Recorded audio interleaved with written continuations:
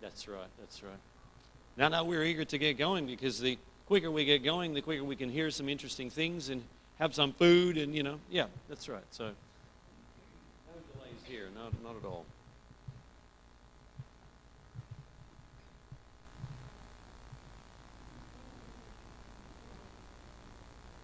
Daylight saving, of course. That's what we needed. That's it, exactly. Welcome, everyone. Welcome back. Happy spring, right? Good to see you all. How's everybody been? All right? Yeah, doing great. Ready for some food tonight? And ready for some interesting lecture as well. So, if you haven't been here, I recognize a lot of faces, but if you haven't been here before, if you need a toilet, just out the door here to the right and around the corner. There are more toilets downstairs. And the Elim shop will be open afterwards if you'd like to go down and browse. If you haven't been in since the shop has moved to this end of the building, so down sort of out the doors to the left and around, down the steps, watch your step, but down around the inside, it's on this end of the building now, completely redone if you haven't seen it since we moved about a year ago, I think we moved in, so anyway, that'll be open afterwards, but yeah, welcome tonight, and interesting theme tonight on bone health and interesting recipes, and so looking forward to getting back into it in the spring session now of our cooking classes. So without any further ado, I will welcome Danica again to bring us through another presentation. We've enjoyed a lot of her work in the past, and she's my lovely wife as well, so absolutely no bias there. But Danica, come forward and take us through osteoporosis and what that might mean as the years tick by, right? So, thank you, darling. Good evening. It's good to see you all again tonight, and some new faces too by the looks. And I hope you're as interested in this topic as I am. I've been intrigued with aging gracefully and aging well. And I was thinking about it recently when I went to a family get-together. And I have an auntie a great auntie, so she's my mum's auntie, and she is 91, and she looks like she's maybe a 70-year-old at the most. And I was asking, what's her secret? And they were saying how she went to the doctor, and he recommended that she starts working out and doing a lot of exercise, along with some dietary things she's doing. And she actually isn't fragile like you would imagine at 91. She's got spring in her step, and she seems really young and youthful. So seeing that, I was like, oh wow, I really want to look into this more. And I do know some people who struggle with this. And fascinating, you don't need to be older for this to be a concern. We need to start laying down these good health habits when we're young, because it affects how we age later on. So as I was going through, I found some very interesting information, and I hope you'll enjoy it. So osteoporosis, what is it? It affects over 1 million Australians. 6.3 million have low bone density, which includes osteopenia, which is halfway to osteoporosis. So it's not all the way, but it's halfway there. Osteoporosis is a bone disease. It's a silent disease, so you don't even know you have it. It's like termites eating the framework of your house, and one day, crash, it breaks. So it's a bit scary. You need to think about it before it happens. The body is losing too much bone, makes too little bone, or too much is being destroyed. The bones become weak and may break easily. Osteoporosis means porous bone, and there is low density or mass. Here I have a picture of a healthy bone, and there you see the osteoporotic bone. See the difference?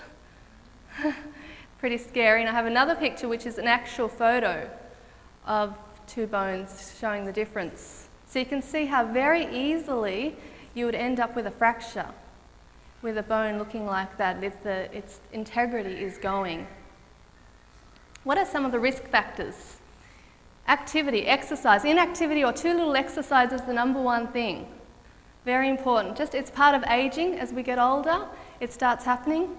Hormonal changes, imbalances. So once you get past menopause and your estrogen levels go down, you're more likely to have issues. Men are also affected, not as much as women, but as testosterone levels go down, they have the same thing going on in their body. Women suffer more from it than men because of the menopause thing. Also, can be history of different medical conditions such as autoimmune disorders, pulmonary disease, kidney or liver diseases. So if you've had any of those things, they are a definite risk factor. Also, different medications can affect your calcium and the other minerals and vitamins that we'll talk about that affect your bones. Low vitamin D, so getting out in the sunshine, that's another important one. We'll talk about other things we can do for vitamin D. And stress. I found that really interesting, what stress does, and we'll talk a little more about that, but that was really fascinating. And nutritional deficiencies, which we'll look more into. Some exercises. I just got a very simple thing, but you need to have weight-resistant exercises, weight or resistance. So your body needs to feel you're doing something. So you might want to do something like cycling or swimming, which are really good and will help to a certain extent, but they're not going to be as good for you as jogging or walking or even doing some time on a trampoline. But an important thing to remember, if you know you already have osteoporosis and you're older, you need to start very gradually and be doing the other things too, because you can break your bone very easily. So it's very important not to just go, oh yes, I'm going to go exercising and just snap all those bones. That would be a terrible thing. So you need very slowly, a little bit at a time, and see how you're handling it and do all the other factors we're going to talk about. It's an interesting thing. Bones need to know they are needed. The pressure, and as we're using them, that lets the bones know to make them stronger and gets the osteoblasts working more. And then your bones will be able to handle more things. So as we age, there's the tendency to slow down. And that's good to a certain extent, but if you slow down completely and just want to sit in a chair and not do anything, your bones are like, well, I'm not needed anymore. So they slow, the activity in the bones slows right down and they're not as strong anymore. So as you're aging, keep up the activity. And we'll look at some things we can do, but don't completely stop, because you're letting your bones know they're not really necessary when you really want them to be still strong. I thought this was fascinating. There was a large study found gardening is one of the best forms of exercise for maintaining bone health. And it pointed out that gardening is something that you want to keep doing. It gets you back in, like if you start walking for health, it's a good thing, it's wonderful. But when you garden, you have weeds that come up, you have things in the garden you want to pick, and so you keep wanting to go back out to the garden. So it's kind of an exercise that keeps drawing you back. And if you think about the different kinds of exercise as you garden, there's resistance, there's weight. All the different parts of your body are being used as you're gardening, so it's a very good, simple exercise. And another good benefit is, as you're gardening, you're getting some good healthy food from your garden, hopefully, if you're growing some vegetables. So it's a two-sided benefit there. Important nutrients for bones. We need protein. They're the building blocks of the bones. We need calcium. Everyone knows about calcium. Vitamin D. It's important for calcium absorption. So you can be getting plenty of calcium, but if your vitamin D levels are really low, you're not able to absorb that calcium. Magnesium. And I'm going to highlight magnesium a little later more because it's a very important nutrient. The three probably top, calcium, vitamin D and magnesium, would be equal in their importance for bone health. Magnesium is the strength and the firmness of bones. So you can have plenty of calcium, but you can have brittle bones that will break easily without the magnesium. Phosphorus is a very important bone mineral, and vitamin A influences osteoblasts and osteoclasts. Now the osteoblast is what builds up the bone. It's like building up new bone. Osteoclast is breaking down for recycling. So you want a good balance of both. Milk for your bones. You've heard that for years, right? Just drink plenty of milk and you have good, strong, healthy bones. It's interesting what the studies actually show. There was 100,000 men and women followed up for 20 years. So they were at this for a while. Look, milk drinkers had a higher rate of death, more heart disease, and significantly more cancer for each glass of milk. And they had significantly more bone and hip fractures too. So don't drink your milk for your bones. It doesn't actually work, is what the research shows. Yes. It's not quite in the right form. So the little thought of nutrient is magnesium, which is a very important one. I found some really interesting studies on it. 60% of total magnesium is stored in the bone. It's essential to all living cells, including osteoblasts, which build up your bone, and osteoclasts, which are breaking it down for recycling. Bones of magnesium-deficient animals are brittle and fragile. Magnesium deficiency rapidly leads to low magnesium, that word means, hypomagnesemia, which is in part buffered through the mobilization of surface magnesium from the bone. So, when you're low in magnesium in your blood, it gets taken from your bones, and your bones become more brittle and you're more likely to break bones. Low extracellular magnesium inhibits osteoblast growth while it increases osteoclasts. So you get what's happening there? So when you've got low magnesium, it's inhibiting the building up of your bone and increasing the breaking down of your bone. That's what's happening in osteoporosis. So magnesium is very, very important. Some more on magnesium. Magnesium deficiency impacts on bone by affecting levels of parathyroid hormone and vitamin D levels. So it leads to low calcium. So you can be taking in calcium, but if your magnesium levels are low, you're not able to absorb it properly, and you're also not able to make vitamin D like you should. Low magnesium also promotes inflammation, and relation exists between inflammation and bone loss. So if you have inflammation in your system, that's going to impact your bone loss. Magnesium deficiency is associated with chronic gastrointestinal and renal diseases. So if you've had any problems, digestive problems, any renal problems, think about getting that in order. Don't just keep living with it, treat it so that you're getting the nutrients you need. Often we have a lot of inflammation in our small intestine, and that's where all the nutrients are absorbed, and it affects every part of our health. An association between serum magnesium and bone density has been reported in pre- and post-menopausal women. So it's not only for those who've gone through menopause, but the ones before menopause are also affected by having low magnesium. It's also interesting that magnesium was a predictor of bone density in young swimmers. So young people, as we're in those early years building up our bones, need magnesium too. It's very important. So we need the balance. So often it's calcium, calcium, calcium, but we forget magnesium, and that's where we tend to be more low and we can't utilise our calcium.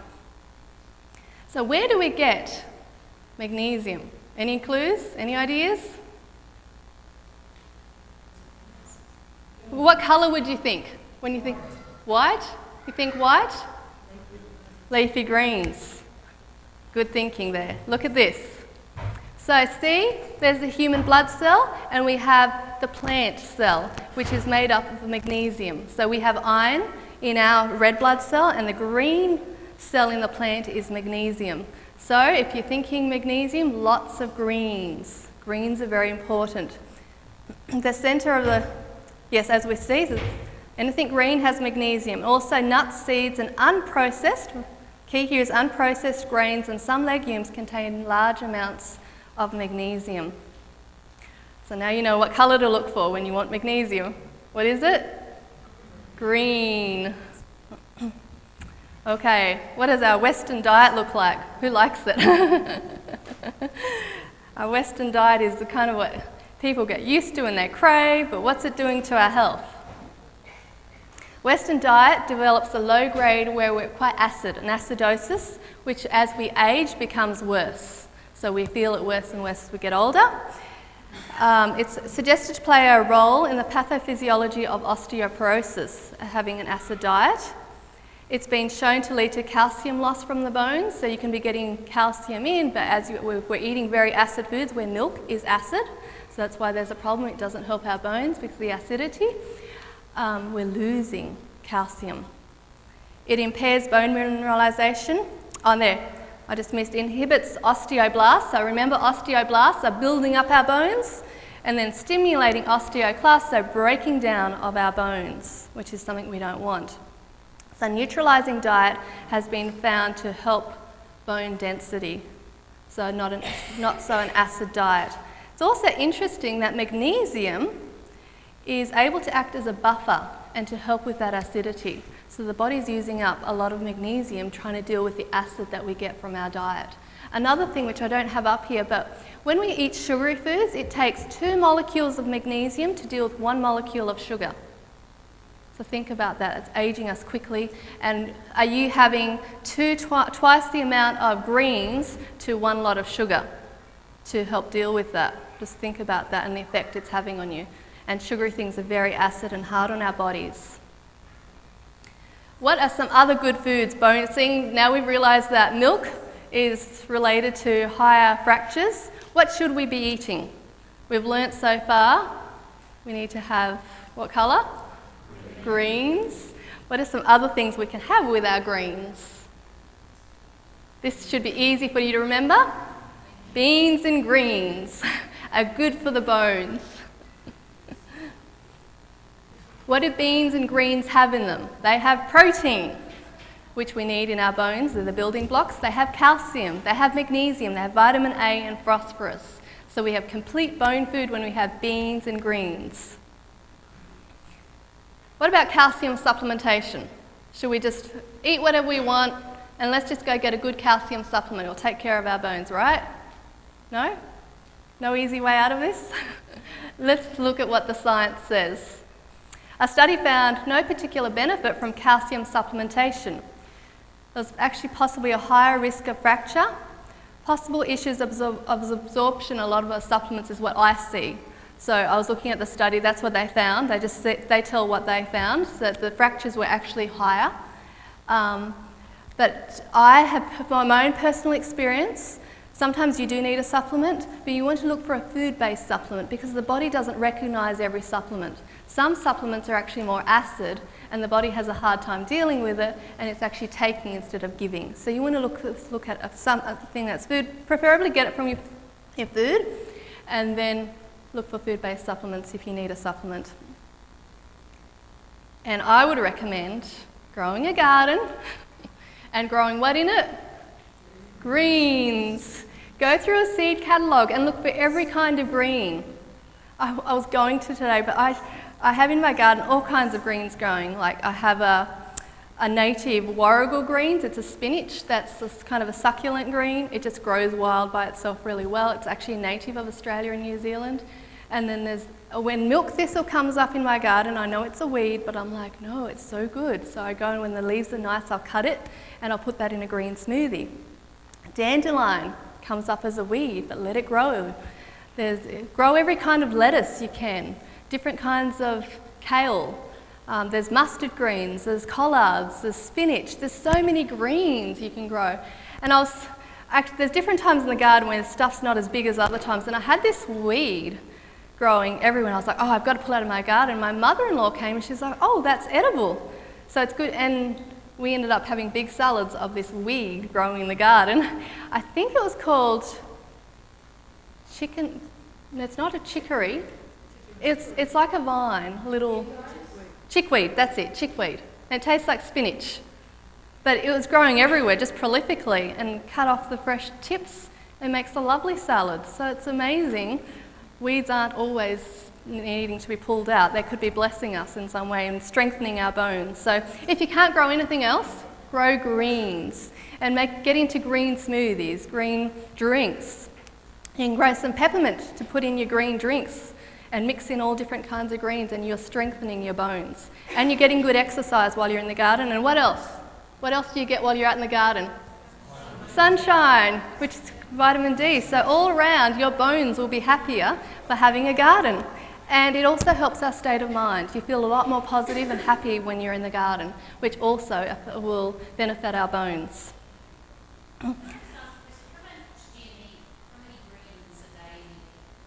Well, to be honest, you should try that for yourself because everyone's needs are unique to them. There's no across the board. I would recommend every single day that you're getting greens in, and if you don't have greens from your garden every single day that you can get, I would have a superfood like spirulina or something that you can, okay, I don't have time today, I haven't gone to the garden, but I'm going to have some kind of green.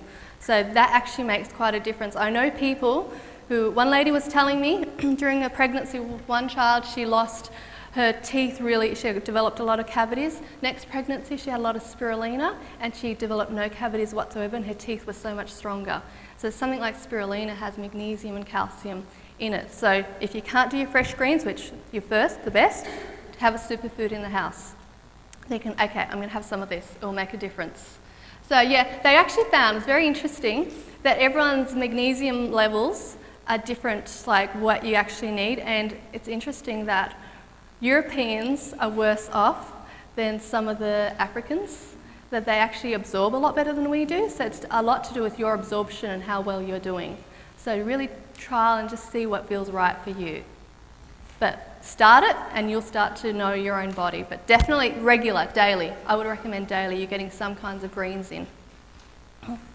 Okay, we're moving on to, we've talked about calcium and magnesium. What would be the next one? Vitamin D. Where can we get it? Sunshine. And there's some vegan supplements that are derived from lichen. Which is interesting, I was reading about, and then there's mushrooms. So mushrooms that are grown in a dark, the commercial way, that if they're grown in a dark area, they don't have vitamin D. But if you take your mushrooms and put them out in the sunlight, they will develop vitamin D. But then you can also, the vegan supplements, so the normal way that they make vitamin D is they actually get the wool from the back of a sheep and they put it in a controlled room and they put light on it and they grow vitamin D and then they take that off and the lanolin and they process vitamin D from that. So that's your normal vitamin D that you buy. And it's quite well absorbed, but it's not necessarily the way we all want to get our vitamin D.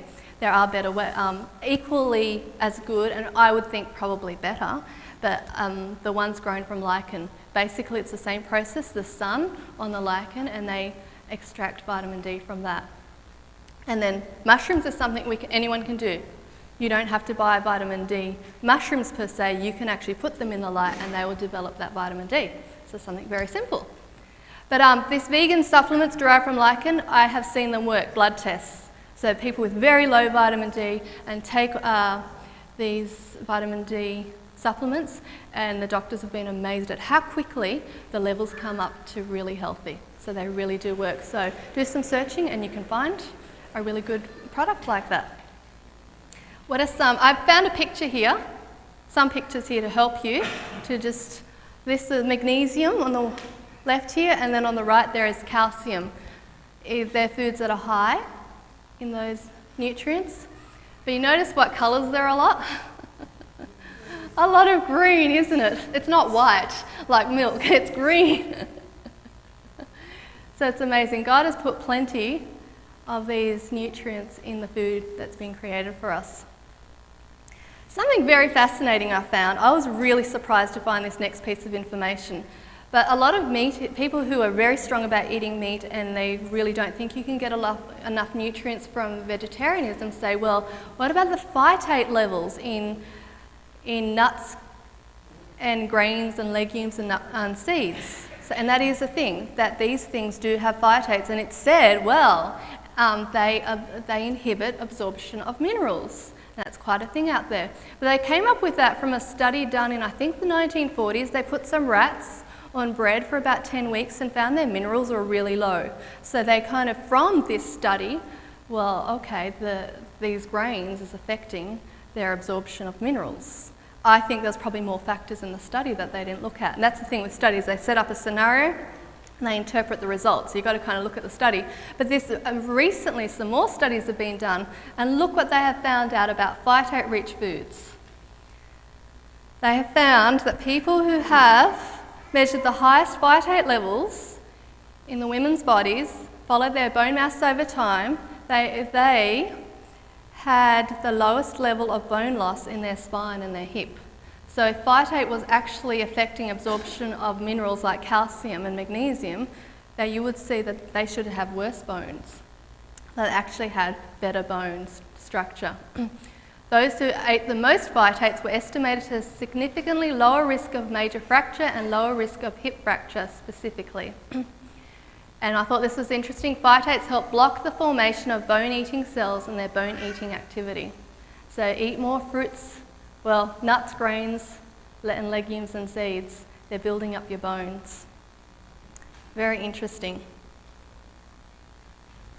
What are these high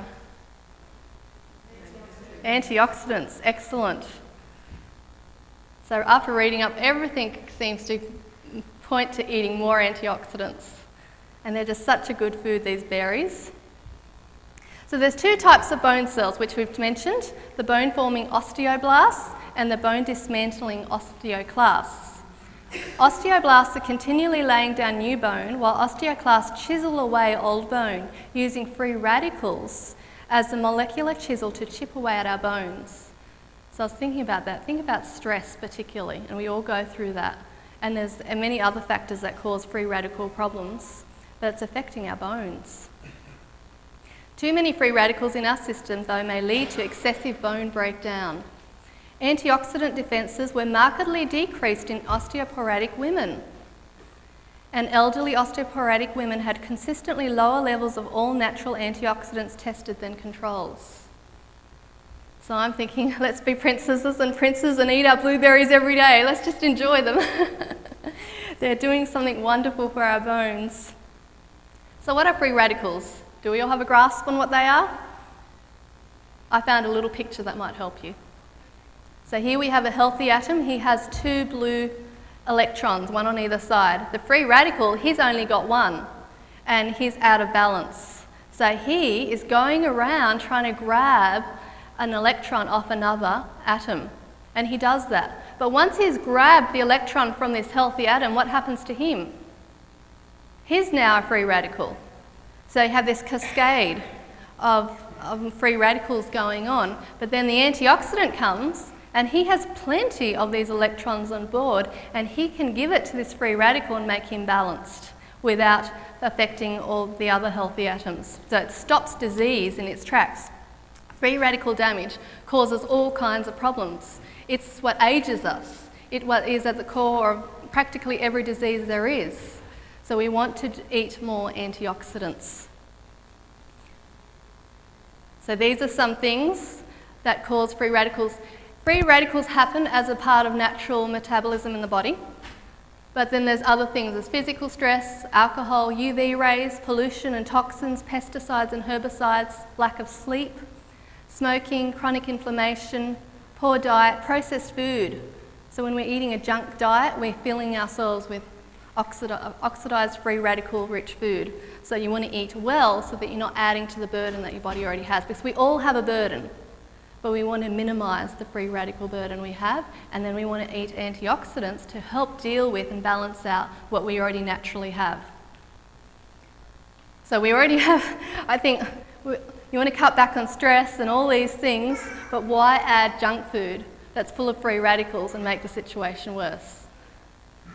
As we eat healthy food, it's full of antioxidants and helps us do better. Another exciting, very interesting thing I found was something that's actually quite a nice medicine, the humble prune. Researchers gave 12 prunes a day to a group of postmenopausal women using 12 dried apple rings as the control. After 3 months, only the subjects who consumed the prunes had significant elevations in an enzyme marker of bone formation, although it didn't seem to affect the markers of breakdown. So just eating prunes every day will stimulate your osteoblast activity. Is that hard to do? Does it taste yucky? Yes? Okay, are you for real? I'm for real. Okay. I had to eat them when I was a child. Yeah. And Well, I cannot do it now. the interesting thing... You can have plums and you can have figs. Yeah. You can have almonds. Yeah, I just can't do it. Okay, I'll comment on that then. Prunes is the only thing that was studied in the antioxidant-rich foods. So I would actually pick any antioxidant-rich food and do the same thing with it. So if you can't... do blueberries. And I believe it would have the same effect. They picked something that was high in antioxidants. And that was one place was pointing out, like, this was one antioxidant food. They did not study all the other antioxidant-rich foods. So I think you'd be pretty safe. And magnesium, have your magnesium levels up, and that helps. But so it didn't affect the breakdown as that something else does. Look what we have here, almonds. Do we all like almonds? Almonds decrease osteoclast formation and function. So they did testing people who had eaten almonds and checked their function, how they were doing, and noticed that the function of osteoclasts were coming right down. They tried with potatoes and rice and they did not have that effect. Almonds had an effect that potatoes and rice didn't. So they did check that, and that was a very simple, interesting thing. Something simple we can do, and there's plenty downstairs if you want to stock up. What about balancing those hormones? Because menopause is a factor, and testosterone levels going down. This is specifically to do with estrogen, but phytoestrogens were compared with head-to-head against hormones. And in one study, they actually seemed pretty comparable in terms of reducing hot flashes, muscle and joint pain, and compared to a placebo, though in the other, soy did better than the placebo. Soy has the benefit of not increasing cancer, heart disease and stroke risk, so it helps balance out your hormones as you get older without the negative effects of being on hormone replacement therapy would do. So it's something else that will help protect your bones, having soy. So in conclusion, what do we take away from tonight's talk? I hope we remember these. Take care of your bone health from when you're young. Don't wait till you're old, because it's all the strengthening your bones. These habits that will last you all your life. Exercise is really, really important. Get out there and do some form of exercise that you will stick with. So figure out what works for you and get into that. A plant-based whole foods diet is very important. Simple, whole foods and plants. It's there. Antioxidants. So let's get those blueberries out and the strawberries and the raspberries and all those things and enjoy them and just think about what they're doing for your bones. It's wonderful. Daily greens and beans. They'll help you live longer, but they will help you have much stronger bones. Don't stress. That's an easy one to say, isn't it? I was thinking about that as I was going through this. Oh dear, I've got to work on that one. But we can pray about things, give God our problems, and it will help us have stronger bones. So hopefully we can all have good, strong, healthy bones.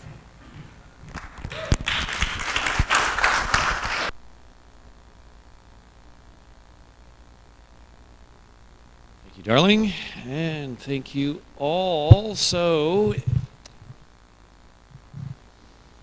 ready for some food? Ready to learn how to make some food? So we're going to get some good mineral-filled ingredients tonight. We're going to get some antioxidants tonight. I've had a peek at the recipes, and so I can see some good antioxidant-filled fruit. So looking forward to all that. We're going to shut all this stuff down here, and we're going to, I think Rosetta's, oh yes, she's here. No problem. We've got to get wired up as well. The wires will be coming. All right. Getting it all organized.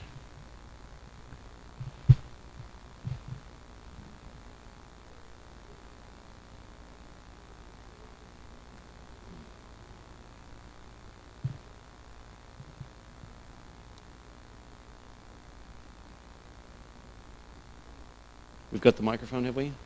Oh, yes, good. Rosetta's going to need that. She's here. Give her a hand. All right. So what do we got, Ro? Yeah. Starting with this one, are we? Yes. Okay. Antioxidants, here we come. All right. I like this. So apparently we're going to start this, and then Lydia's going to come in. Is that right? Okay. Are you on? I don't hear you, Rosetta. There we go. Hello. All right. Rosetta's going to take it away. Thank you, Ro. Okay, good evening, everybody. Who loves cherry ripes? Okay, this is the next best thing, okay? But it's a raspberry one, okay, made with raspberries. And it's really, really yum, really good. So I'm going to do this in 2 stages because I need to freeze in between. So, very quick and easy. We're going to start off. We need a food processor. We've got half a cup of rolled oats into the food processor. And some sunflower seeds, 3 tablespoons of sunflower seeds into the food processor. So I'm going to just whiz them up first together, and then I can put the other ingredients in, just so they chop up a bit. Going to make a bit of noise? Maybe not. What's going on?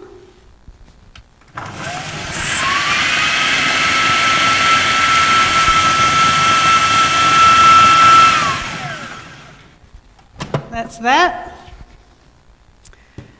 And then we've got frozen raspberries. And this is going to be the middle, which is yum, decadent. Oh, these are really frozen.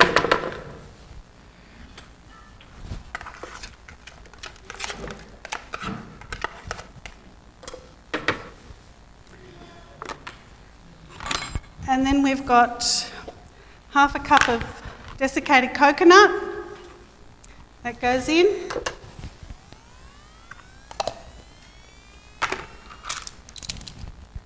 Two tablespoons of maple syrup. You can put less if you like. When you try it, you'll see whether you like it less sweet, but this recipe calls for 2.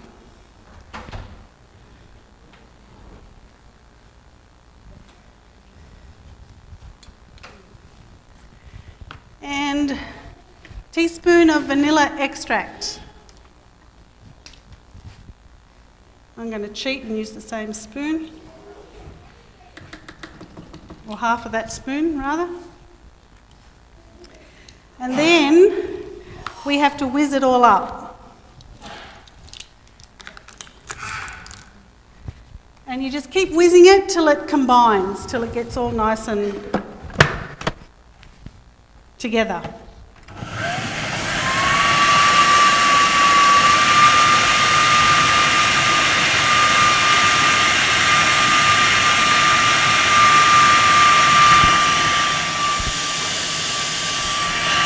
Looking good?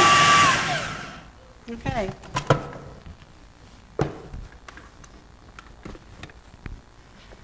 So it's all just come together.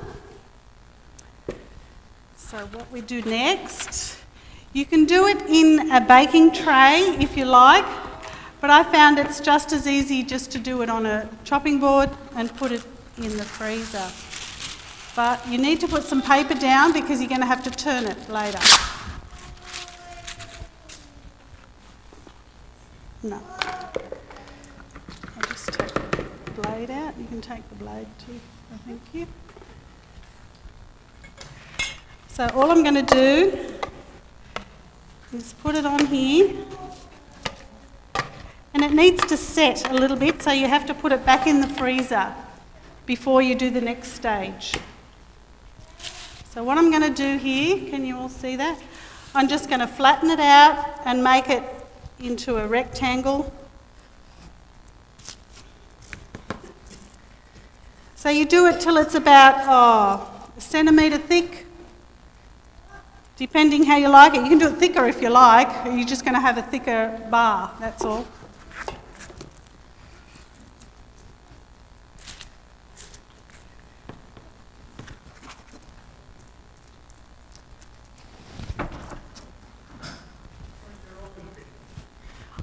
You can use a rolling pin, yeah. But that's it, that's all you have to do. Just like it flattens easy. It's sort of, that's it. And then the next stage, as soon as someone else comes out of there, I'll get my one that I prepared earlier. Okay, what I need to do now, we've got soy carob buds. These are sweetened. You can get some that are not sweetened, so that again is up to you whether you want them sweetened or not. So what I'm going to do, I'm going to melt them down, and that's going to be our coating. Can I get the frozen one, please? Frozen. Yeah, Vivian knows about it. So it's 200 grams, and I'm going to use half on the top and half on the bottom, but I have to freeze it in between. So hopefully this is on. Did they turn the gas bottle on?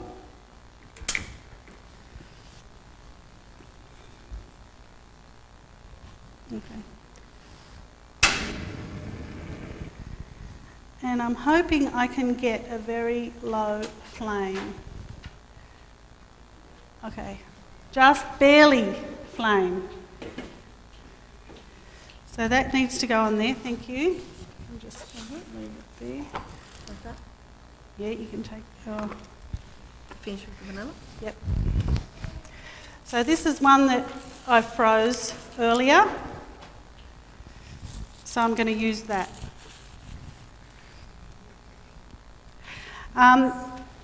In order for this to melt nicely, I put a spoon of oil in it, just so that it is nice and smooth and it doesn't burn. You can use coconut oil, that's fine if you don't mind the taste. You can get a refined one, I suppose.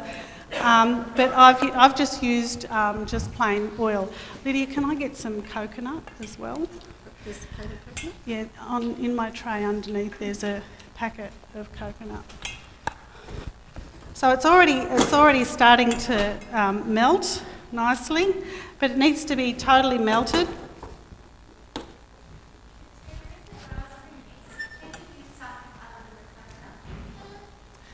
You could. You could use almonds, maybe almond meal or something like that. You could, if you don't like coconut. But of course, you'll get a completely different taste. Oh yeah. Because I'm going to put some spoons of coconut into here as well. And that's sort of like a coconut rough coating then it'll be. So I don't want this to burn because this flame's a bit high. Was there any left? Thank you.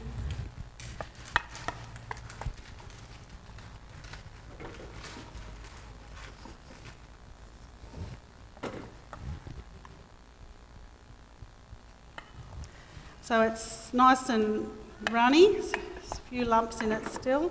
Just get it nice and melted.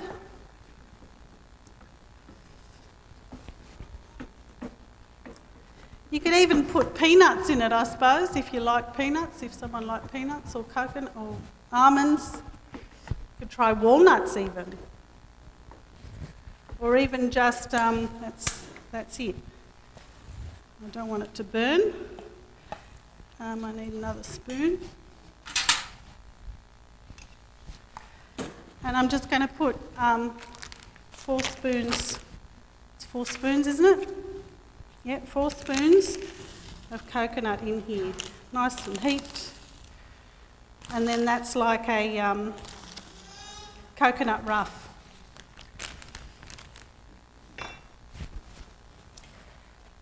Just mix it all up. That can go in the freezer or fridge. Doesn't matter, I probably won't use it. So then it's just a matter of roughly half of it.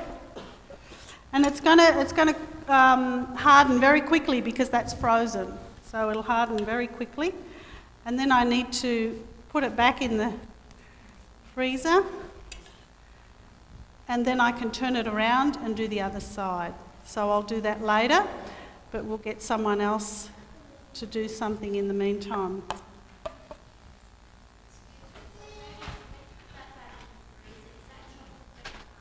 No, it'll stay enough. It'll stay enough because you only need to put it in for about 5 minutes. It's already getting hard.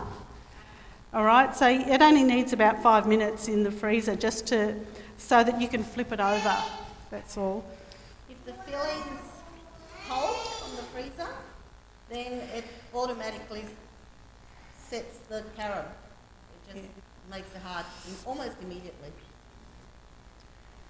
Yeah, you can see it's already, so I'll just leave that there just so that it's in a warm spot, and you can see it's already going hard. It's already So I'll put that in the fridge, and someone else will talk in the meantime. You going up next?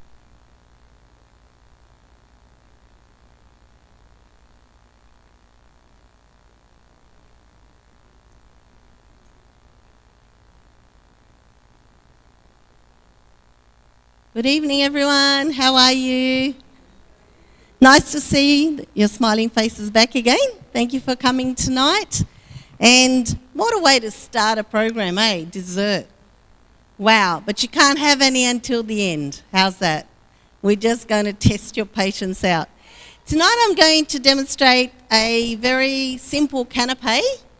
I know Danitza was talking about beans and greens, and it doesn't always have to be just plain beans or plain greens, okay? So tonight we're going to get a little bit more creative. We're going to use tofu, and tofu is made from soybeans, of course. And because it's made from soybeans, it means it goes in that same bracket that she was talking about, that it's good for us. Okay, thank you. Hello?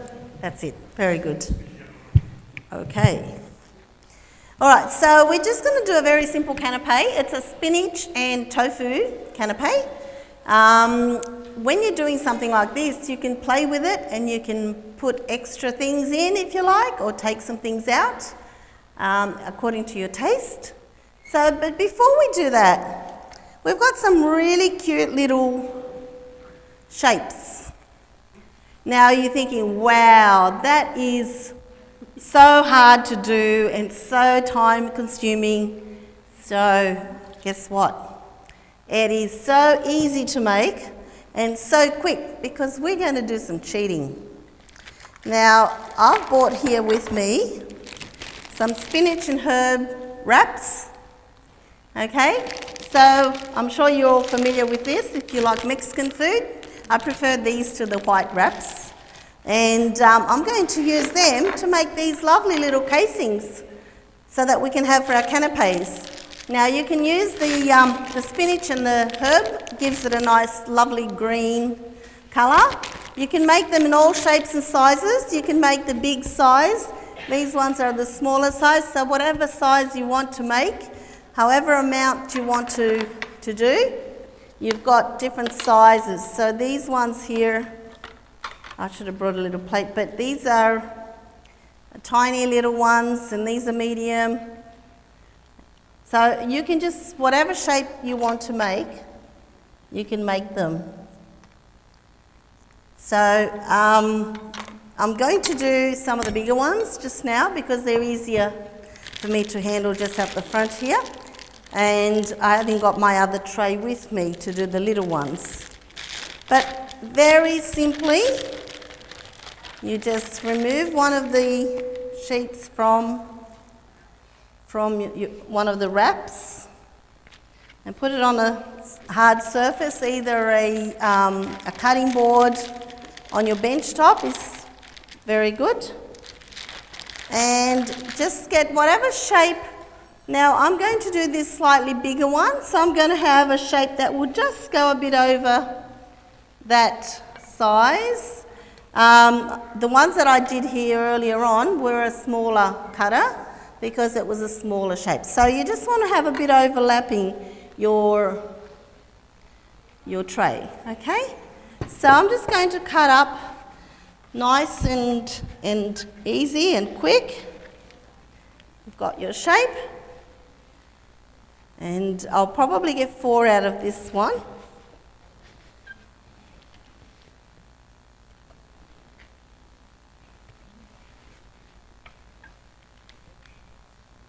So if you want to do a smaller one, you can use your scone cutter when you make scones, if you've got a scone cutter. Okay, now with these little bits here, don't throw them in the bin. Just bake them together with this on a flat tray, and you can use it for dips and things. You can cut them how you like it. They're really lovely just for snacking on. So I don't like to throw anything out, so just keep them. Now you gently push in the middle and you just flatten it like this around the edges. So we'll just...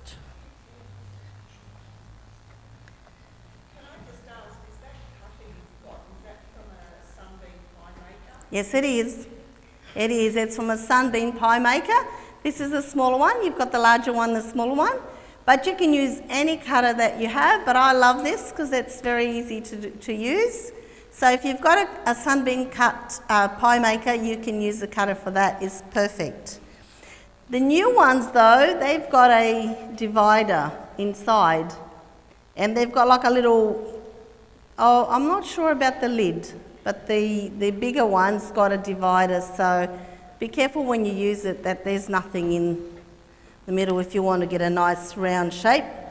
So this is so easy to do. We've just had my niece's engagement on the weekend, and I just did 240 of these tiny ones in no time at all. It was great. It's just so easy to do. Just put it in your tray.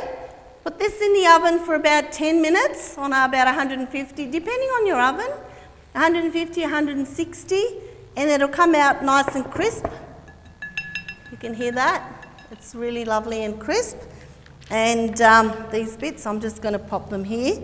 Maybe we'll pop that in the oven and then you can have a little try afterwards. I'll just, I'm just going to cut that up. And you can have a little taste before you go, if you like, when this is done.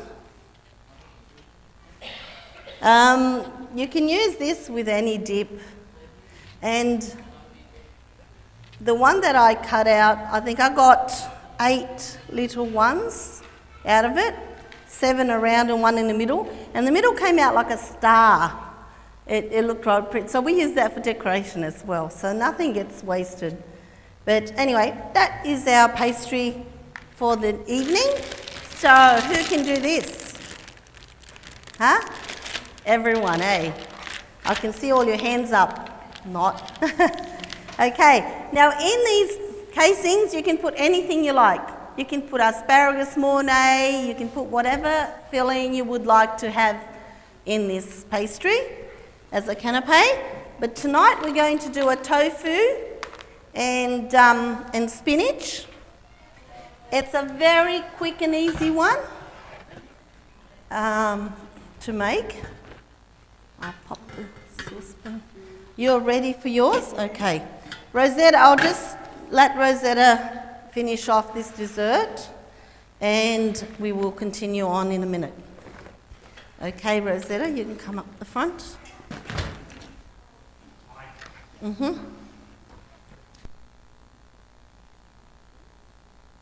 I'll hold it for you.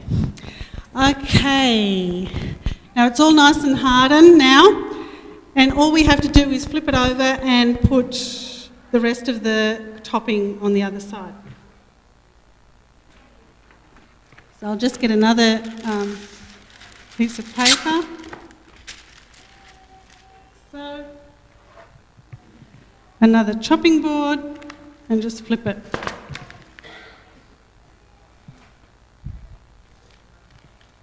Take the paper off.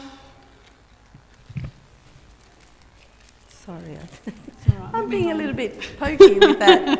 I'm getting a bit And then it's aggressive just here. a matter of coating this side, and then you put it back in the freezer just to harden up.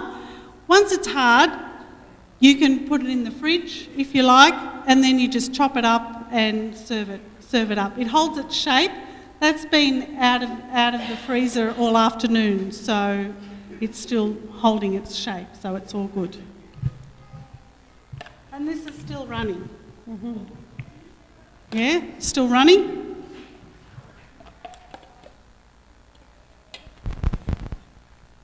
Spatula.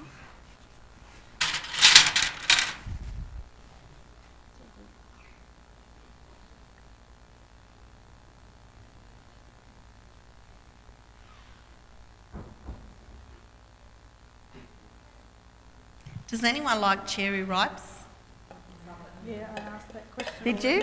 This is pretty similar to it, except it's a lot healthier. That's it.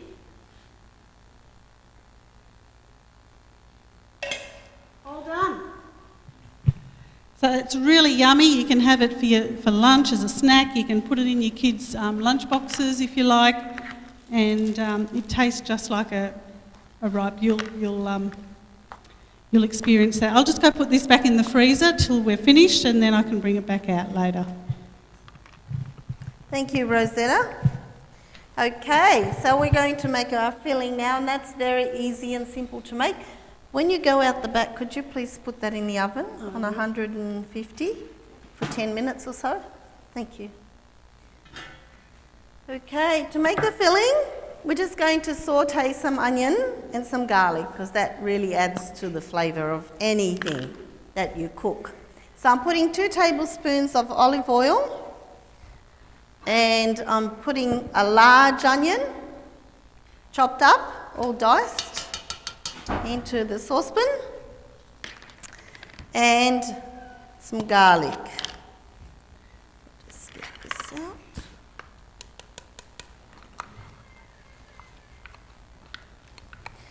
The kitchen doesn't start to smell like a kitchen until you start sauteing this.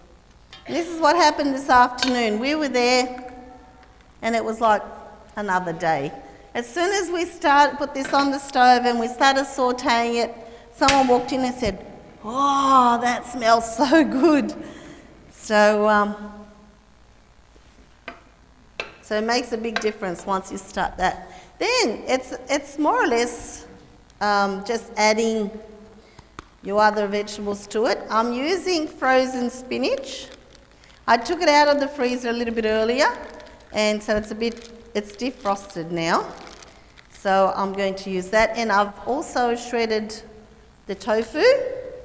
That's nice and finely shredded. So it's a firm tofu that I've used. I've used 1 block of the firm tofu.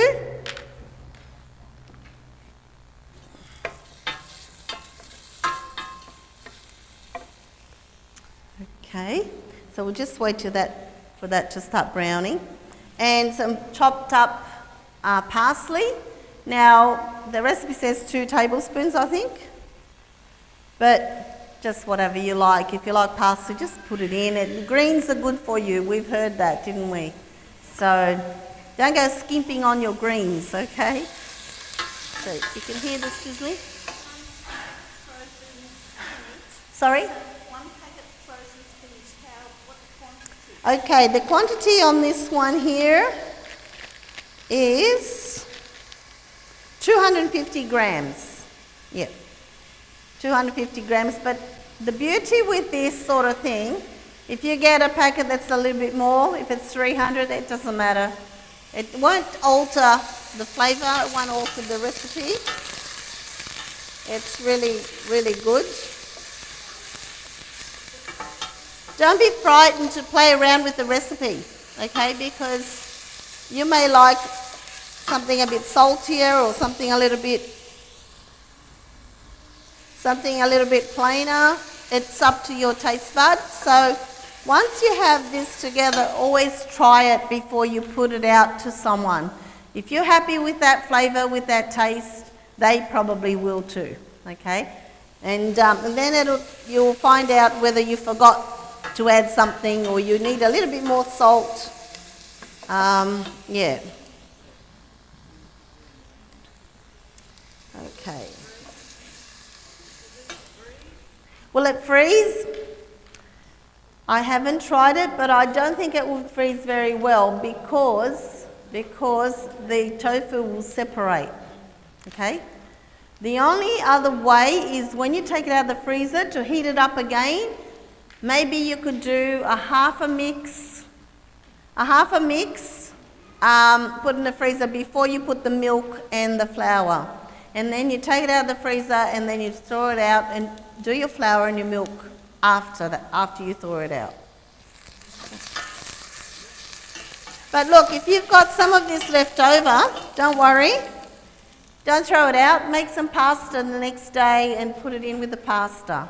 So, you know, you can use it up. So, okay, now that's ready for my spinach.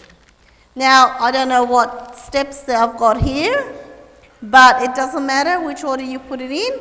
I'm putting the spinach next. What has it got here? Oh, it says parsley, spinach, yeah. I was just going to put spinach and parsley, so it's pretty similar. So just the frozen spinach and your parsley.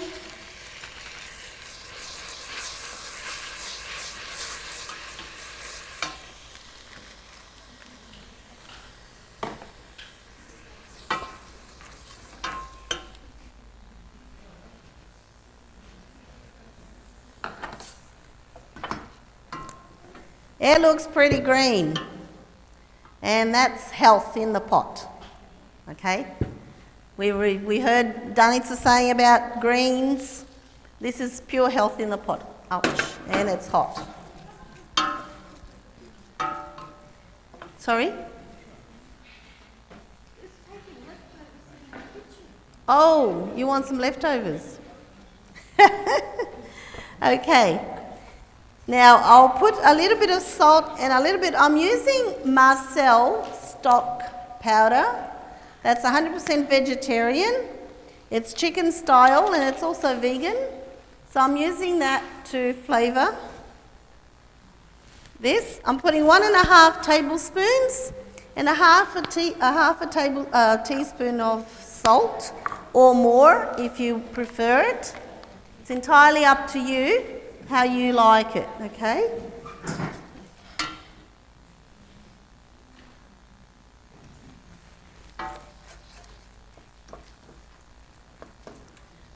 Okay. Now that I've got my green mixture happening there, I will add the tofu. And it's a nice fine ground tofu. Don't you love food processors? Saves you grating all this. That's a whole block, and I think it's a 300 gram block of tofu that I had. 300 or 350, it doesn't really matter, because you can add or take away.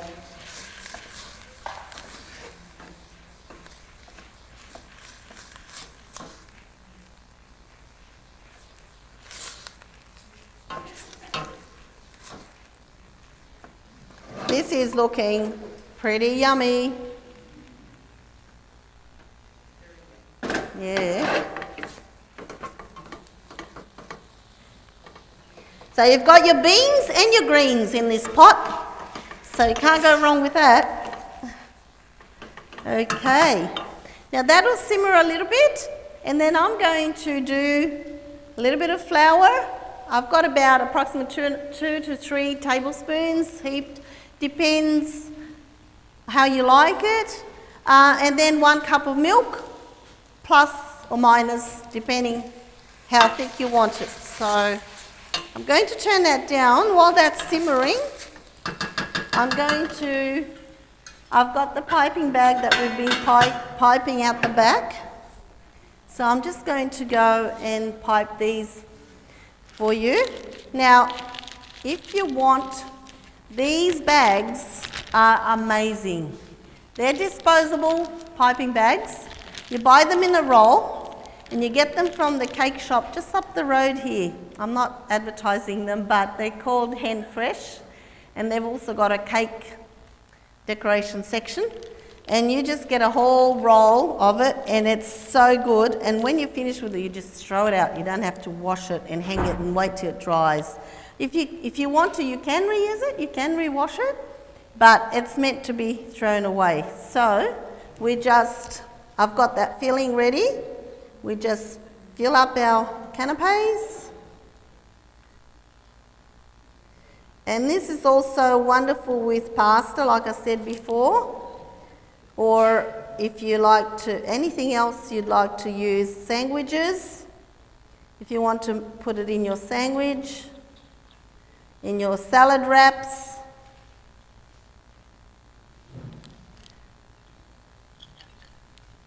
And then you can decorate it with some tomato rings or or anything that you'd like to decorate it with. And here we go. Nice and easy to make and full of health.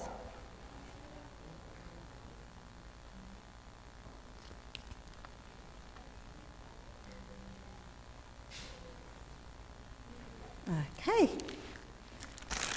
so how are we going with our pot? Yeah, it's looking good. If you don't put any flour in the pot, it will be it'll just be crumbly and loose, and it'll be hard to pipe it. So, and to make it creamier, we add our flour and we add the milk.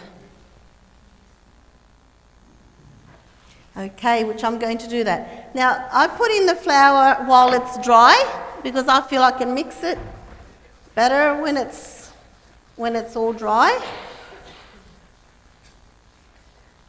But it's up to you what you prefer. Some people like to put the liquid in first, but I find it goes lumpy if I put the liquid in first.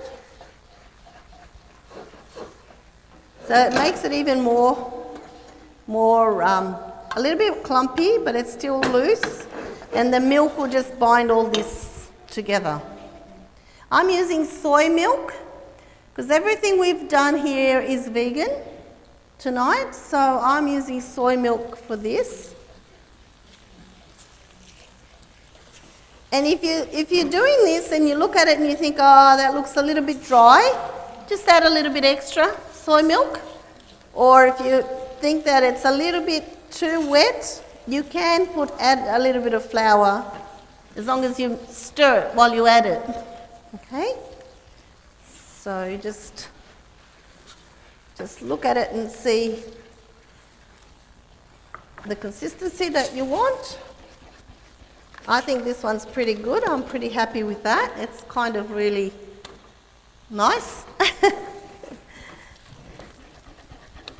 So just leave it to cook for about a couple more minutes to cook the flour properly, and it's all done. So that's our canapé for the night. I'll leave that there for a minute. Any questions? Yes?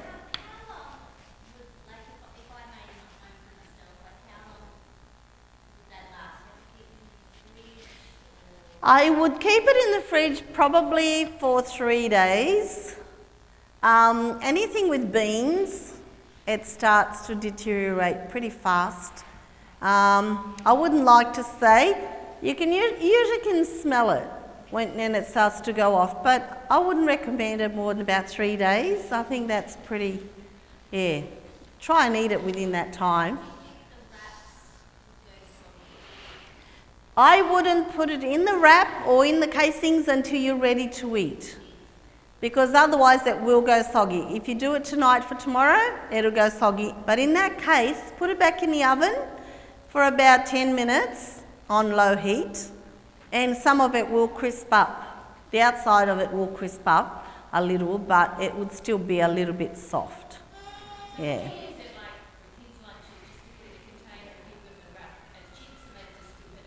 You can do it that way. Yes, you can. Yep, you can do that. And it's quite nice, actually.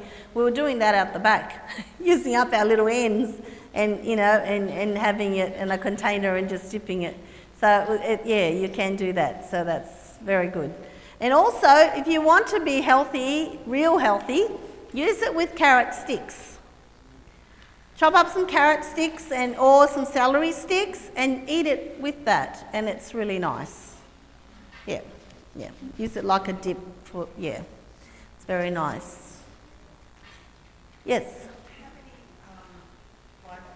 Of those?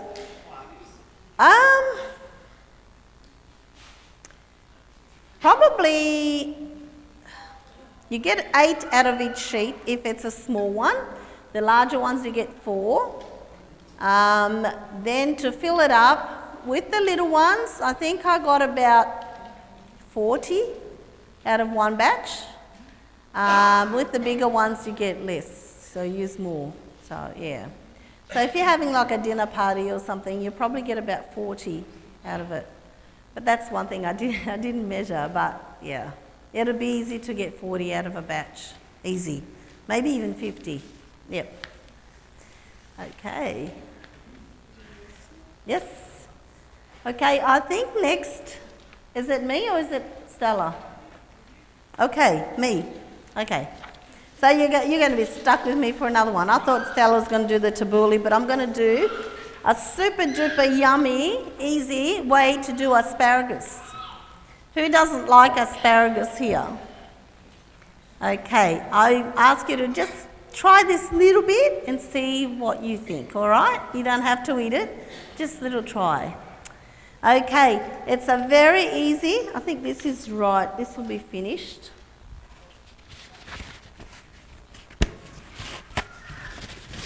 This is done. Okay.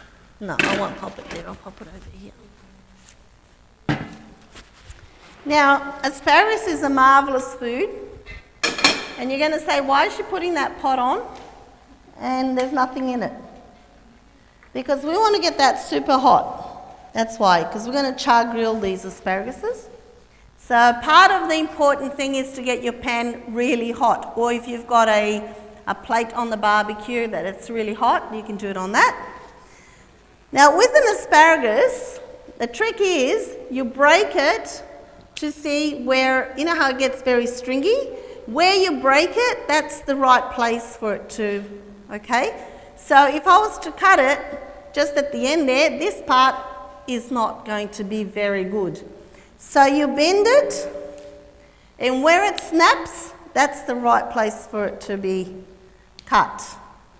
Okay, so you do that to all your asparaguses.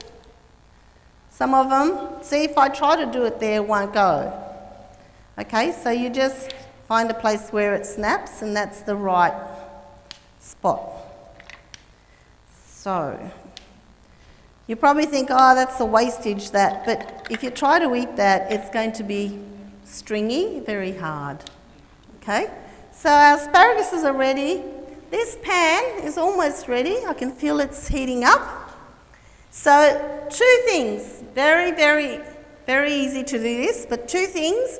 Heat up the pot until it's really hot, and then heat up the oil before you place the asparagus in it, okay?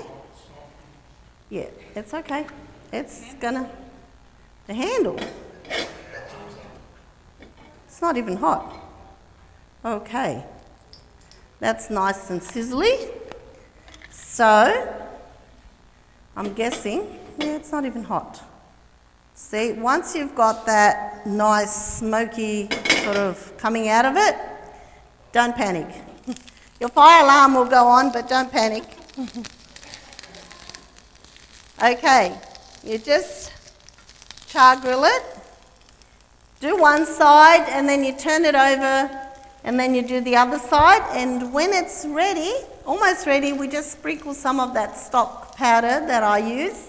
The Marcel chicken style, or there is beef style, chicken style and vegetable, whichever one you have, doesn't matter. Or if you just want plain salt, that's what you use, plain salt.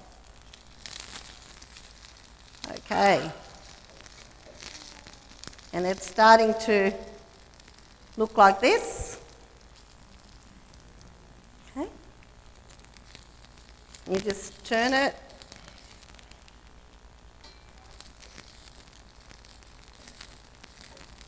Some of them are stubborn and they don't like to turn. I need two of these.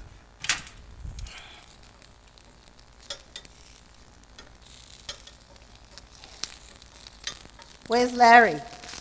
Larry just did a whole stack of these yesterday for us, for my niece's engagement party, and it was amazing. He did such a good job. And I said to him, Larry, you can come and demonstrate this. He said, mm-mm. But he's really good at this.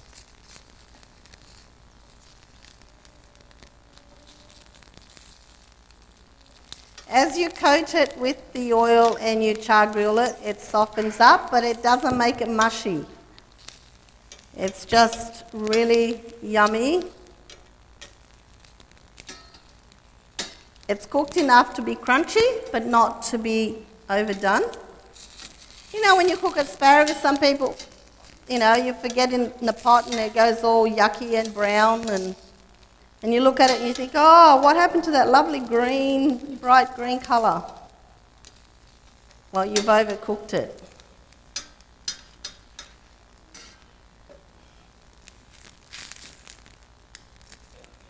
Okay, so it's almost ready, and it's very, very fast, so it's very easy to do.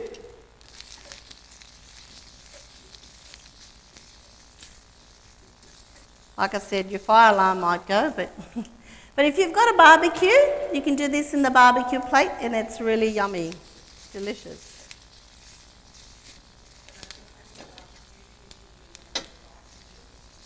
Yes, definitely. Look at that, it's just turning up really nice. And I didn't really use much oil. I only had about a tablespoon of oil. That's why it's so dark in the pot. But with this pot, I'll just put cold water straight away, and that will, it'll let it soak and it'll come out real easy. It won't be too bad. This is almost done. Any questions? You'll be able to try it soon. Okay, I think that's about right.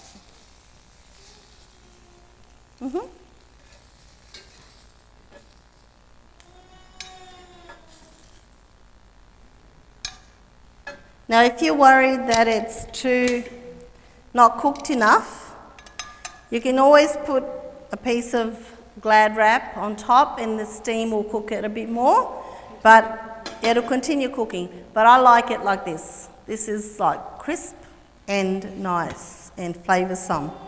So that's the best way to eat asparagus as far as I'm concerned. When you put it in the water, you lose all the colour and it goes brown and it's not as tasty. So, but that's what I've got for you tonight, but there'll be some more exciting things happening in the next couple of minutes. Stella's coming out. I'm sorry we're running a little bit longer tonight, but she won't be long, and she'll be doing the quinoa tabbouleh, okay? And then a very quick, easy and yummy way of doing potatoes. So if you just bear with us until we bring out the things. I should take that out so you can have a look. Maybe I'll pop it next to the asparagus. No, I'll get a new container and take out the tofu filling. Or I might just leave it here. Although I think Stella will probably, I'll go. Just excuse me for a minute.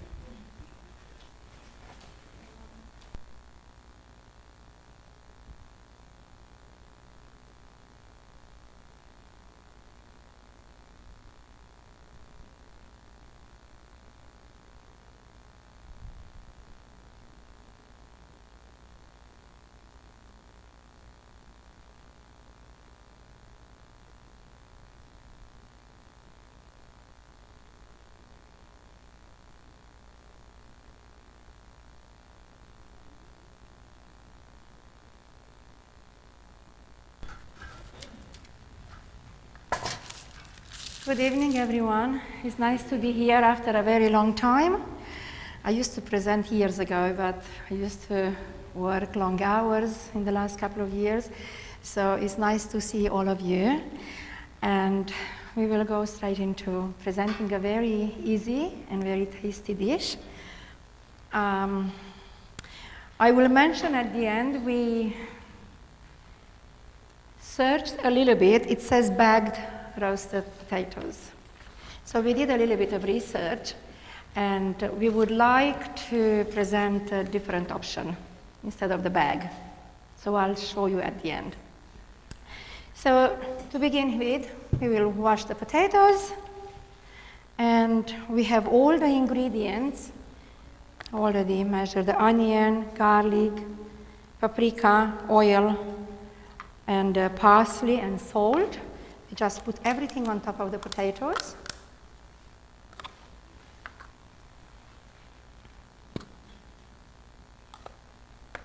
Can I please have a, oh, you're not here. Everybody likes potatoes? Onion. So paprika. And we'll just give it a good toss. And what we did, we put them in the bag and we baked them. It is a baking bag. It's not a normal bag. But we don't really want to use any plastic. So it will be the same if you will put it on a tray. We will just put it on a tray. Lydia, can I please have a spoon? Sure. Oh, that's okay. And then, thank you.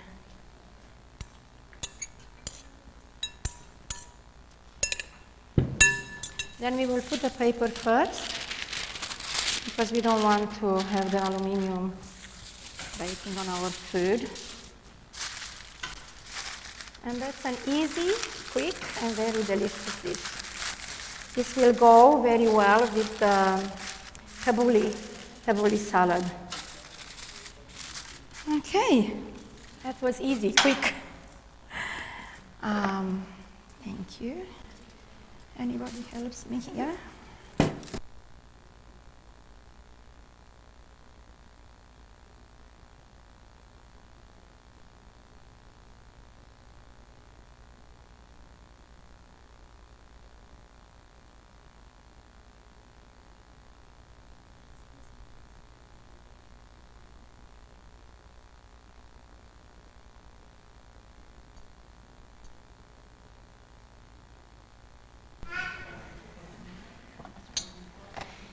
And then we have the tabbouleh salad.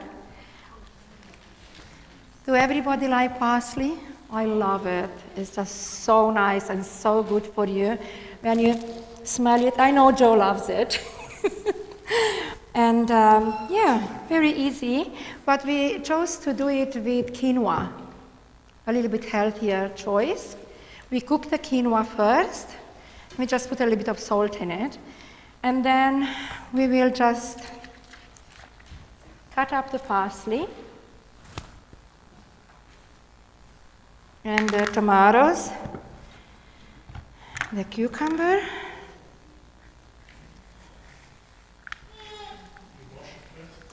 yes, we did wash it, sorry, we did wash it outside already. Yeah. Yeah. So I try to do it in food processor, but it goes a little bit too mushy, and it's not really nice. But we made it a big quantity here, but at home you put 2 or 3 bunches. It's not a big job. And I don't use the common, I don't use any, I like the natural flavor. I don't even put mint in it, just very simple. We use the quinoa, the tomatoes, cucumber, onion, lemon, oil, and salt.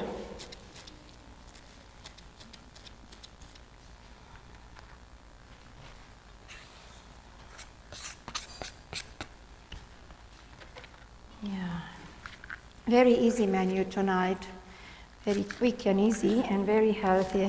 This salad, I can eat it every day. It's very refreshing, very, very nice. Thank you, Lydia.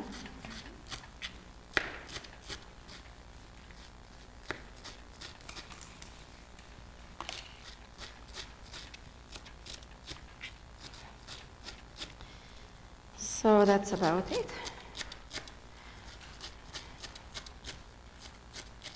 Let's see.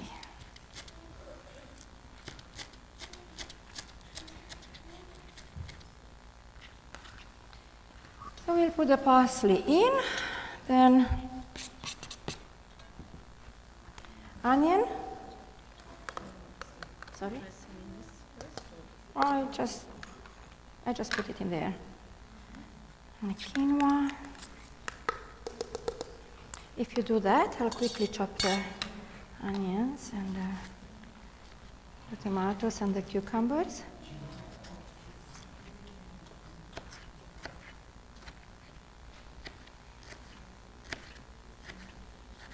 I'm looking forward to the summer with lots of fresh salads and mainly green salads.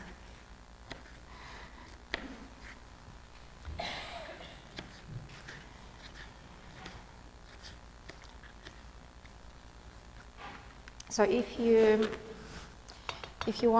like the potatoes and if you wanna try, please don't use the bags. They're not that bad, but they're not the healthiest. It's plastic. It's a durable plastic.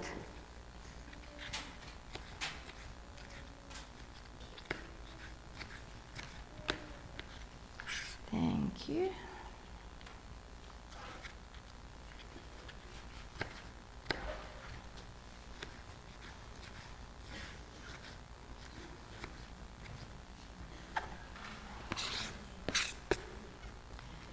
And last, cucumber.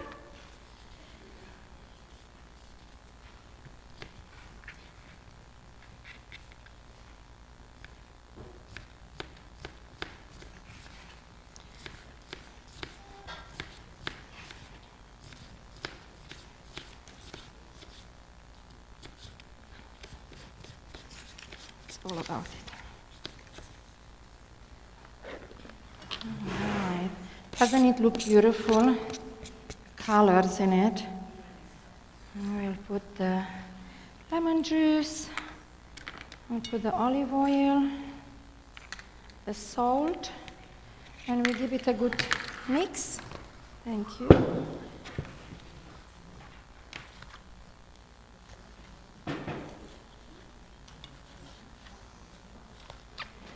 Beautiful, and I hope you're gonna enjoy it.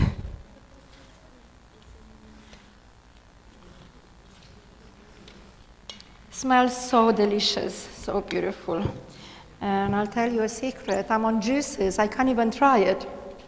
We started juicing this morning, so we smell it, that's about it. All right, thank you, and enjoy your meal.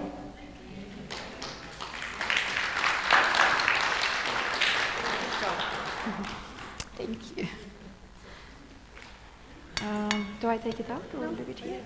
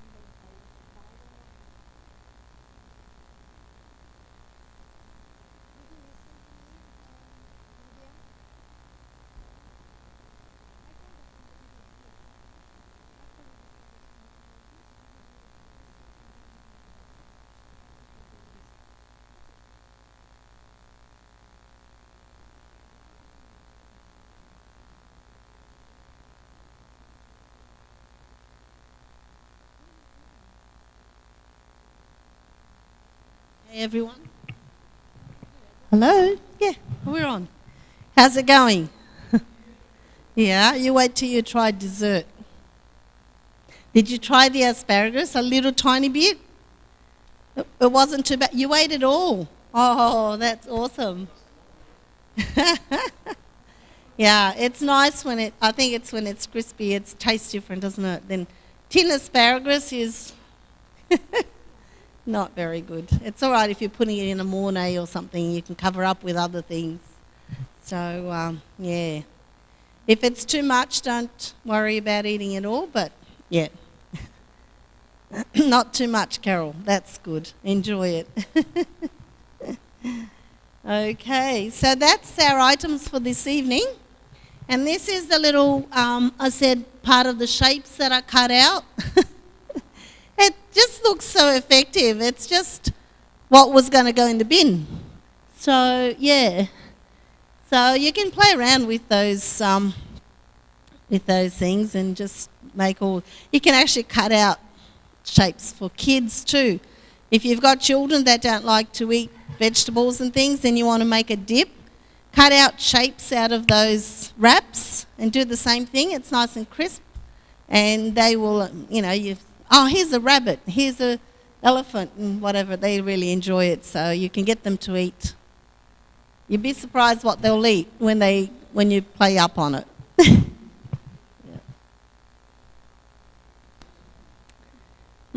Everyone's quiet. That's nice.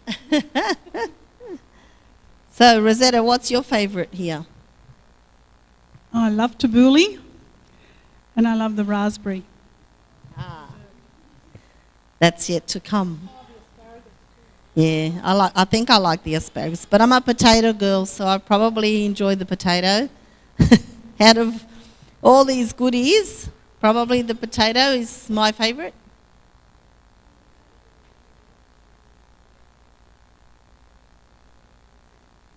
Olive oil. We use the olive oil, just the olive oil. Yeah, plain olive oil. But it's probably got, because it's got the stock powder, it gives it a little bit different flavour than just salt. But it's okay with salt as well. It'll be nice, yeah. I think the grill, the actual char grill in it makes a difference as well. It just gives it that rustic taste. Yeah. Anyone want seconds? You want seconds? Okay, put your hand up if you want seconds. 1, 2, 3, 4, 5, 6, 7, 8, 9. Okay? Do you want seconds of this last one that you've got? Yeah? Okay. And the pastries? Okay. Oh, you're hungry. Didn't you have your lunch today, Carol? It's funny. We just came back from Brazil, Lydia and myself. We were there for over 4.5 weeks. And you know what is every lunch, there has to be rice and beans. No matter where you go, any restaurants you go, takeaway stuff in our service stations, rice and beans and then everything else. And you think that we'll get sick of it? We were eating it now for 4 weeks over there, every day, rice. And I love rice and beans.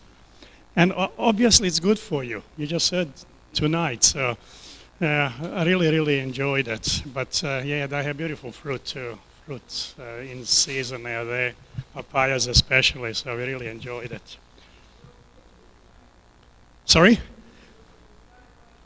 Same way, but they use 2 or 3 different type of beans. So you will have your rice, a couple of different rice way of cooking it, and then you will have black beans, you have balote beans or similar or whatever. So it's amazing. And then you can have your breads and everything else you want, and it's all self-serve mainly. The seconds are coming. Well, thank you all for coming tonight too. Yes, I know, I'm not going to close it, but I don't want the dessert, I don't think. I'll be too full after this. Yeah, I did taste the dessert for lunch. It's very nice. Oh, here it comes, here it comes. Wow, that even looks good.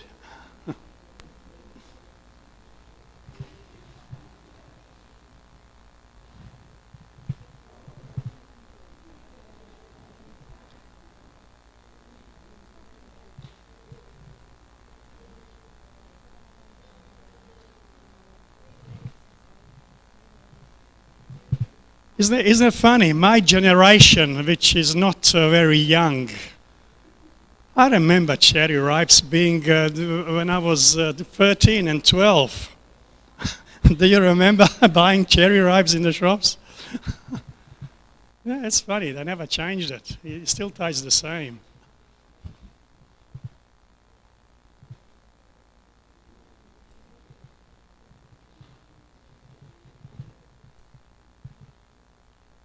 Don't forget the shop downstairs.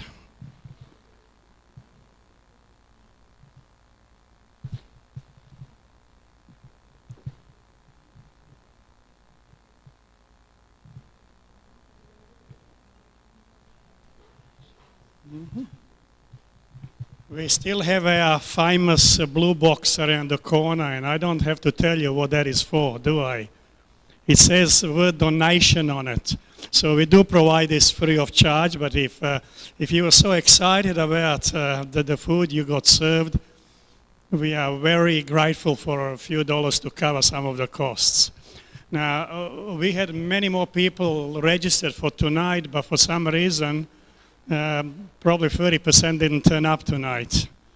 So we probably have a little bit more food made than we planned, which means that the cost was a little bit greater too.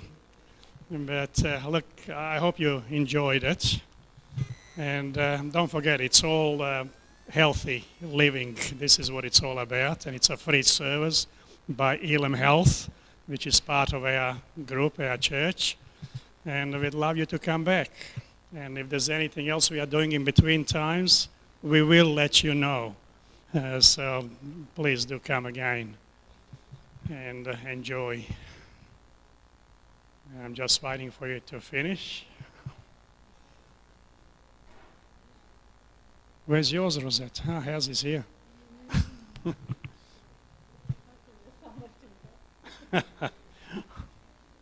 So did everybody enjoy that? Does it taste like cherry ripe? It does. Well, I remember the previous batch. Yes, it did. I didn't try this one, so I'll have to do that. Sorry? Is it the same? Okay. Must be good then.